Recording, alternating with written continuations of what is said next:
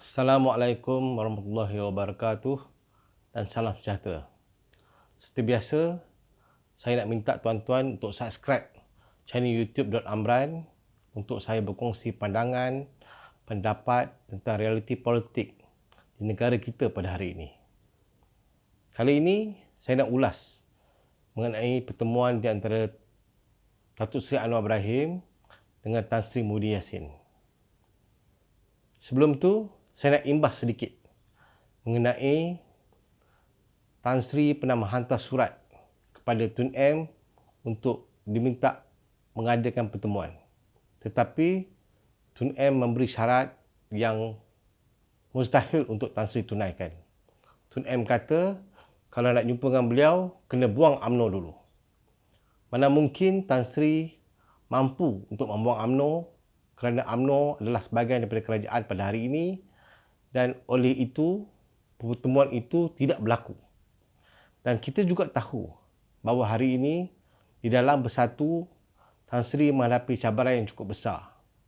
Apabila jawatan yang disandang beliau pada hari ini dicabar oleh anak Tun sendiri. Ini menzahirkan bahawa keadaan hubungan di kalangan pimpinan dalam Bersatu agak keruh. Hubungan yang tidak baik untuk kerajaan pada hari ini. Kita harus faham, jika berlakunya pertemuan begitu, maknanya pimpinan dalam Bersatu telah berpecah kepada dua. Ada yang berpihak kepada Tan Sri Muhyiddin dan juga ada yang berpihak kepada Tun M. Ini merupakan sesuatu yang tak bagus untuk kedudukan Tan Sri Muhyiddin selaku PM yang baru membentukkan kerajaan baru. Daripada situ, kita nak merungkai apakah motif, apakah agenda sebenar di sebalik pertemuan di antara Tan Sri Muhyiddin dengan Anwar Ibrahim. Dalam soalan ini, saya berpendapat bahawa apabila Anwar menghebah-hebahkan perkara ini kepada media, apabila Anwar mahu media menulis mengenai pertemuan beliau dengan Tan Sri Muhyiddin, ini membawa erti Anwar mahu mengambil kesempatan di atas kedudukan Tan Sri Muhyiddin pada masa ini. Anwar mahu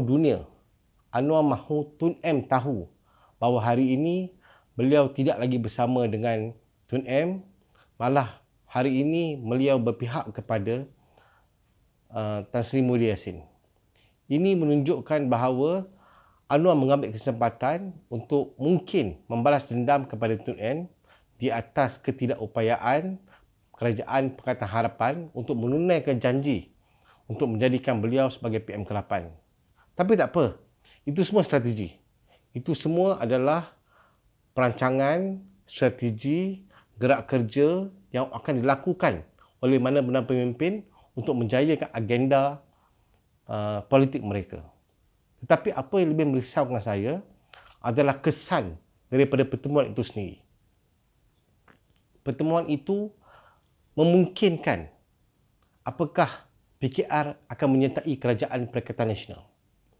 Apakah PKR mampu ataupun mahu untuk menyertai sebuah kerajaan yang mereka anggap sendiri sebagai kerajaan yang tidak sah, kerajaan pintu belakang dan sebagainya. Adakah pertemuan itu akan menjurus kepada Anwar yang mempunyai 40 MP di belakangnya untuk meminta Tan Sri Muhyiddin Yassin untuk melantik beliau sebagai Timbalan Perdana Menteri. Kita tahu Anwar memang gila-gila nak jadi PM. Tapi kalau tak dapat PM pun, dapat TPM, apa salahnya? Kemungkinankah PKR akan menyertai kerajaan dan mula membolot beberapa kerusi yang pada kali ini dianggotai oleh parti-parti komunis yang lain? Itu satu. Kemungkinan yang lain juga. Apakah akan berlaku pada Pakatan Harapan? Apakah Pakatan Harapan akan hanya ada DAP dan juga PAN selepas ini sekiranya PKR menyertai kerajaan? Apakah pula gerakan-gerakan oleh Tun M apabila melihat perkembangan ini? Kita tahu Tun M telah mempunyai banyak musuh politik dan hari ini beliau mempunyai kekurangan sumber untuk beliau menjana ataupun memperolehi apa yang beliau mahukan dalam politik pada ketika usia 90 lebih tahun ini. Pada masa yang sama, Kita kena tengok, kita kena jangka apakah pula yang akan dilakukan oleh Muafakat Nasional yang dianggoti oleh PAS dan juga UMNO sekiranya Anwar diterima masuk dalam kerajaan. Apakah UMNO sanggup untuk bekerjasama dengan Anwar semula dalam kerajaan setelah apa yang berlaku selama lebih kurang 2 dekad yang lalu? Apakah jika UMNO dan PAS tidak bersetuju Anwar dimasukkan semula dalam kerajaan, adakah ini bermakna akan berlaku keretakan dalam kerajaan apabila UMNO dan PAS keluar daripada kerajaan dan memilih untuk bertanding semula pada PRU15 akan datang? Ini semua kemungkinan-kemungkinan yang kita boleh jangkakan berlaku daripada pertemuan ini. Pada masa yang sama, kita kena tanya, apa pula pendapat Datuk Seri Azmin Ali dan geng-gengnya yang lebih kurang 10 orang MP dahulunya PKR akan menerima Anwar dalam kerajaan. Memang ini politik. Segala-galanya adalah sesuatu yang tidak mustahil. Tetapi kita juga kena faham, perseteruan di antara Azmin dan juga Anwar ini berlaku dalam masa yang cukup singkat setelah mereka tidak dapat menjayakan rancangan asal mereka untuk menjadikan Anwar sebagai PM ke-8. Ini semua sesuatu yang sangat-sangat dibimbangi. Dan pada hari ini, di ketika negara mengalami krisis ekonomi yang diakibatkan oleh COVID-19, kita tidak mampu untuk mengadakan sebuah kerajaan yang tidak stabil. Muslihat kedua ataupun makna tersirat kedua daripada pertemuan tersebut bagi saya adalah Kerajaan Pakatan Harapan secara langsung mengiktiraf kerajaan baru yang diterajui oleh Muhyiddin Yassin pada hari ini.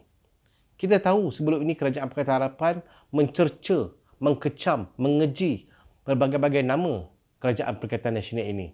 Tetapi hari ini, selepas pertemuan ini, nampaknya Anwar Ibrahim dah macam surrender.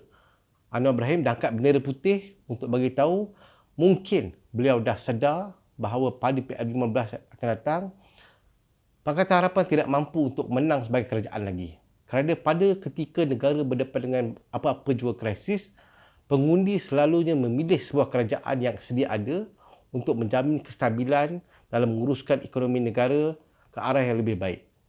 Kita tahu baru-baru ini kerajaan Korea Selatan juga mengadakan pilihan raya. Dan ternyata kerajaan semasa terus memenangi pilihan raya tersebut kerana rakyat mahu memiliki sebuah kerajaan yang stabil kerana pada ketika krisis seperti ini, hanya kerajaan yang mampu menyelamatkan negara. Jika kita lihat pula pada pilihan raya 10 ataupun pilihan raya umum pada tahun 1999, kita dapat melihat bahawa pengundi Cina memberikan sokongan yang tidak berbelah bagi pada kerajaan. Walaupun pada ketika itu, Anwar Ibrahim baru saja dipecat daripada kerajaan. Jika kita melihat pada prestasi pembangkang pada PRU 10 yang lalu, hanya kerajaan negeri Terengganu saja yang jatuh kepada pembangkang, iaitu PAS pada ketika itu. Tetapi Tun Dr. Mahathir selaku Perdana Menteri pada ketika itu masih lagi memiliki sokongan 2/3. Maknanya rakyat pada ketika berlakunya krisis ekonomi mahukan kerajaan yang stabil. Mereka tidak berani untuk menukar kerajaan pada ketika itu. Jadi, saya anggap menyedari hakikat bahawa krisis COVID-19 ini bukan sahaja membawa masalah kesihatan tetapi juga membawa kemajuan ekonomi yang berpanjangan kepada negara, maka Pakatan Harapan yakin bahawa kerajaan baru tidak dapat ditubuhkan jika PRU15 diadakan pada bila-bila masa dan mereka Anwar memilih untuk bekerjasama dengan kerajaan sedia ada dan mungkin boleh mengaut apa jua keuntungan daripada kerjasama itu bersama Tan Sri Muhyiddin yang mengalami masalah kekurangan itu yang ini pada masa ini. Saya harap apa jua percaturan, apa jua perancangan yang mereka ingin lakukan, saya harap mereka akan menjurus kepada sebuah kerajaan stabil kerana pada ketika ini hanya kerajaan yang stabil saja boleh menyelamatkan Malaysia daripada apa jua bahaya.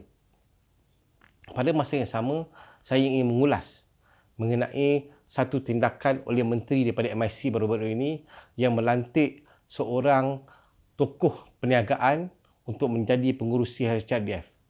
HRDF ini sebelum ini diterajui oleh seorang pemimpin berbangsa India yang dipilih oleh menteri India daripada DAP.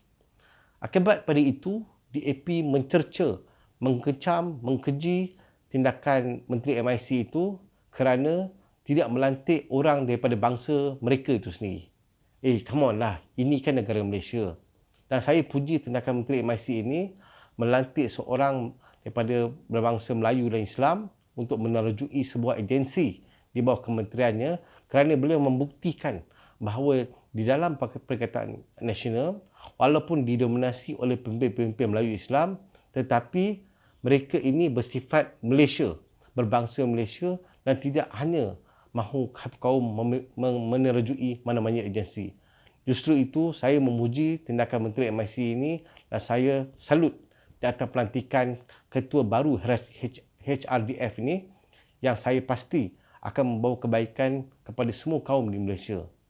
Sekian saja video saya pada kali ini. Saya harap dapat bertemu lagi di masa akan datang, insya-Allah. Saya mendoakan Malaysia agar dapat meringankan ataupun setidak-tidaknya menyelamatkan negara dalam keadaan yang penuh berhemah menerusi sebuah kerajaan stabil dalam apa jua agenda politik oleh pihak mana-mana pihak yang cuba mengaut keuntungan daripada apa yang berlaku sekarang.